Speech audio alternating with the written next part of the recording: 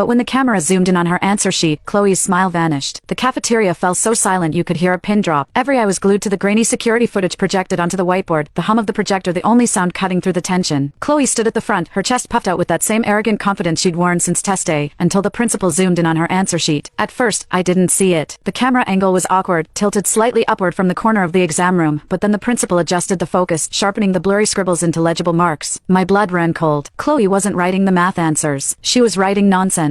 Page after page of her test booklet was filled with looping, unintelligible scrawls, curves and lines that looked more like a toddler's doodles than algebraic solutions. There were no numbers, no variables, no equations. Just chaos. The calculus problem she'd bragged about acing, her sheet for that section was blank except for a single red smudge, like she'd pressed her mushroom-stained finger against the paper. Chloe's face drained of color. Her mouth opened and closed, but no words came out. The students around her murmured, confused at first, then horrified as the truth sank in. "What is that?" someone whispered. "Is that a joke?" another asked, but their voices lacked any humor. They'd handed over their life savings, allowance money, birthday cash, money they'd scraped together from part-time jobs flipping burgers and babysitting, for a batch of poisonous mushrooms, all because Chloe had sworn they worked. I don't understand," Chloe stammered, her voice cracking. She reached for the principal's tablet, but he stepped back, holding it out of her reach. "That's not my test. That's a mistake. I wrote the answers. I saw them. I swear I saw them floating above the desk." The principal's expression was grim. "Ms. Carter, I have footage of you in that exam room for 3 hours. You spent the first 40 minutes staring at the ceiling like it held the secrets of the universe, then you started scribbling those marks. You didn't even glance at the questions half the time." He paused, his gaze sweeping over the crowd of students who'd followed Chloe's lead. "And for the rest of you, you claim you saw answers too? Let's pull your sheets up then." One by one, the principal called up the test papers of Chloe's mushroom squad. The results were the same. Nonsense scribbles. Blank pages. A few students had written down random numbers, ones that didn't match any of the multiple choice options. One girl had filled her entire booklet with the word mushroom repeated over and over again. The cafeteria erupted into chaos. "You lied to us," a boy screamed, charging at Chloe. Security guards grabbed him before he could reach her, but his words hung in the air, heavy and venomous. "I gave you $500. My mom is going to kill me. I skipped my chemistry final to buy those mushrooms," a girl sobbed, her face buried in her hands. "I'm going to fail senior year." Chloe tried to defend herself, her voice rising above the din. "I didn't lie. The mushrooms worked for me. I saw the answers. I know I did." But no one was listening. The students who'd missed out on the mushroom craze were jeering, pointing, and laughing, while those who'd bought in were either crying or screaming threats. I stood in the back, watching it all unfold, a cold, hollow feeling in my chest. This wasn't how I'd planned it. I'd wanted Chloe to eat the mushrooms, to either end up in the ER or flop the test, to learn that shortcuts don't work. I'd wanted her to face the consequences of her own greed and stupidity, not drag half the senior class down with her. And I certainly hadn't expected the mushrooms to cause hallucinations this severe, hallucinations that made her think she was writing correct answers when she was actually scribbling gibberish. Amanita muscaria isn't just a hallucinogen. It's a deliriant. The people who eat it don't just see things, they lose touch with reality entirely. They can't distinguish between what's